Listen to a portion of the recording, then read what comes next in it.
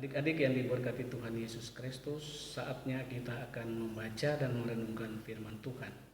Namun sebelumnya, mari kita berdoa. Tuhan Allah, Bapa dalam sorga, Bapa di dalam Tuhan Yesus, saatnya kami akan membaca dan merenungkan firman-Mu. Tuhan, buka hati dan pikiran kami terangi dengan Roh Kudus, agar firman yang kami baca dan kami dengar menjadi tuntunan dalam kehidupan beriman kami.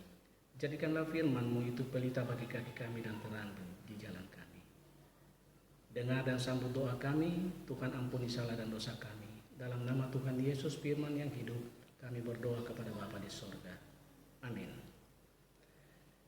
Adik-adik yang diberkati Tuhan, pembacaan firman Tuhan pada hari ini terambil dari kitab Yosua, pasal yang ketiga, ayat 1 sampai dengan yang ke-17 yang mengatakan, Yosua bangun pagi-pagi, lalu ia dan semua orang Israel berangkat dari Sitim dan sampailah mereka ke sungai Yordan. Maka bermalamlah mereka di sana sebelum menyeberang. Setelah lewat 3 hari, para pengatur pasukan menjalani seluruh perkemahan dan memberi perintah kepada bangsa itu, katanya, segera sesudah kamu melihat tabut perjanjian Tuhan Allahmu yang diangkat para imam yang memang suku Lewi, maka kamu harus juga berangkat dari tempatmu dan mengikutinya. Hanya antara kamu dan tabut itu harus ada jarak kira-kira 2000 hasta panjangnya. Janganlah mendekatinya, maksudnya supaya kamu mengetahui jalan yang harus kamu tempuh, sebab jalan itu belum pernah kamu lalui dahulu. Berkatalah Yosua kepada bangsa itu, kuduskanlah dirimu, sebab besok Tuhan akan melakukan perbuatan yang ajaib di antara kamu.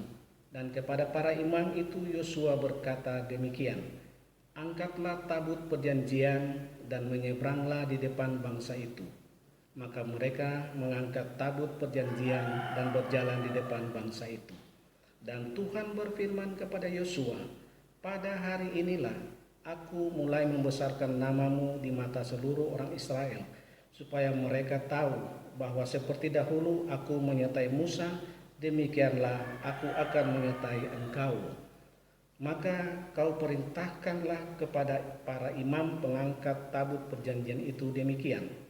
Setelah kamu sampai ke tepi air sungai Yordan, haruslah kamu tetap berdiri di sungai Yordan itu. Lalu berkatalah Yosua kepada orang Israel, datanglah dekat dan dengarkanlah firman Tuhan Allahmu. Lagi kata Yosua, dari hal inilah akan kamu ketahui bahwa Allah yang hidup ada di tengah-tengah kamu, dan bahwa sungguh-sungguh akan dihalaunya orang Kanaan, orang Het, orang Hewi, orang Feris, orang Girgasi, orang Amori, dan orang Yebus itu dari depan kamu.